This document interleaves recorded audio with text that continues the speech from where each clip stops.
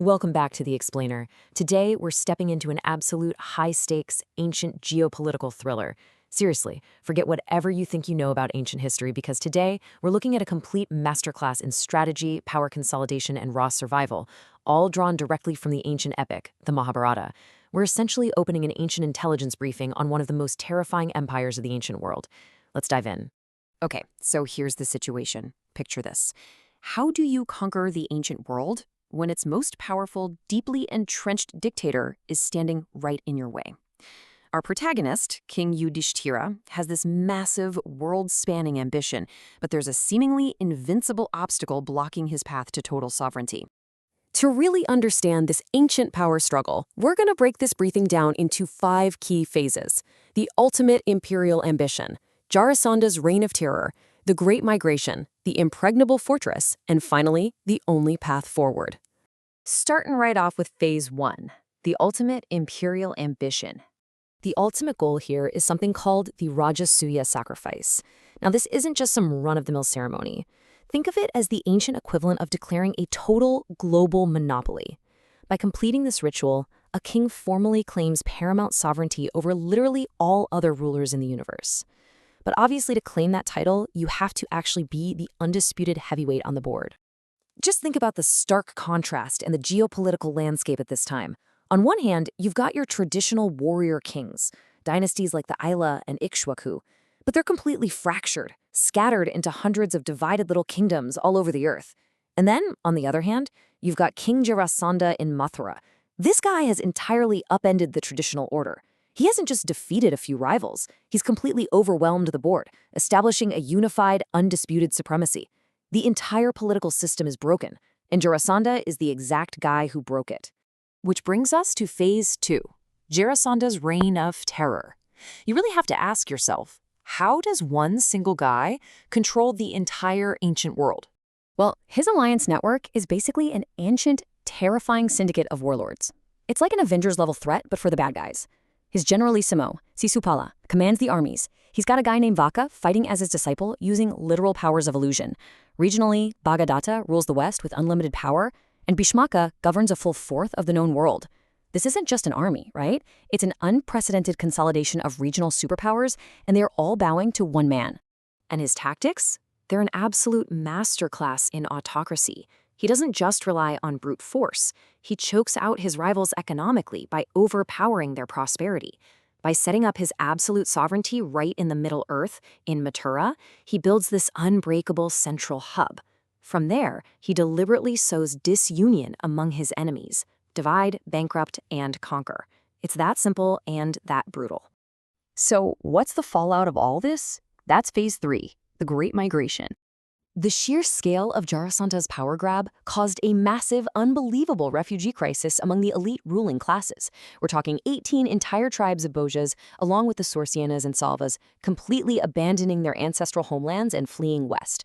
The southern Panchalas and eastern Kosalas fled to the Kuntis. The Matsyas packed up and fled south. Entire kingdoms literally ran in every possible direction just to escape his sphere of influence. I mean, that is absolute sheer terror. But even a massive juggernaut like this has its weak spots. The text actually gives us this bizarre, totally gripping microstory about a tragic domino effect involving Jarasandha's 2 most powerful assets, his generals, Hansa and Dimvaka. These 2 were renowned for being basically like immortals. They were deemed completely incapable of being slain by normal weapons. Okay, so here's how this invincible war machine temporarily ground to a halt through, basically, a tragic comedy of errors. During a massive 18-day battle, a rumor suddenly spreads that Hansa is dead. His comrade Dimvakaka hears this, and believing he just can't go on living without his friend, he goes and drowns himself in the Yamuna River. The irony, the real Hansa wasn't dead at all, but when Hansa finds out that Dimvakaka killed himself out of grief, he is so consumed by his own sorrow that he drowns himself too.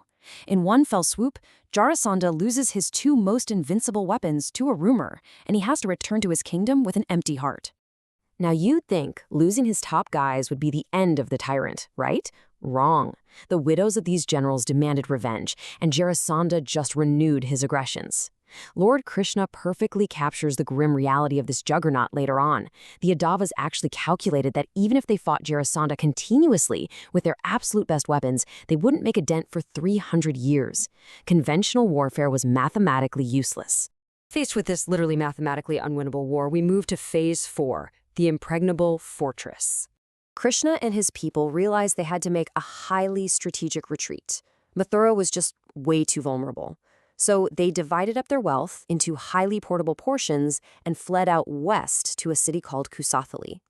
They traded a vulnerable plain city for a heavily fortified mountain stronghold, safely protected by the Raivata mountains.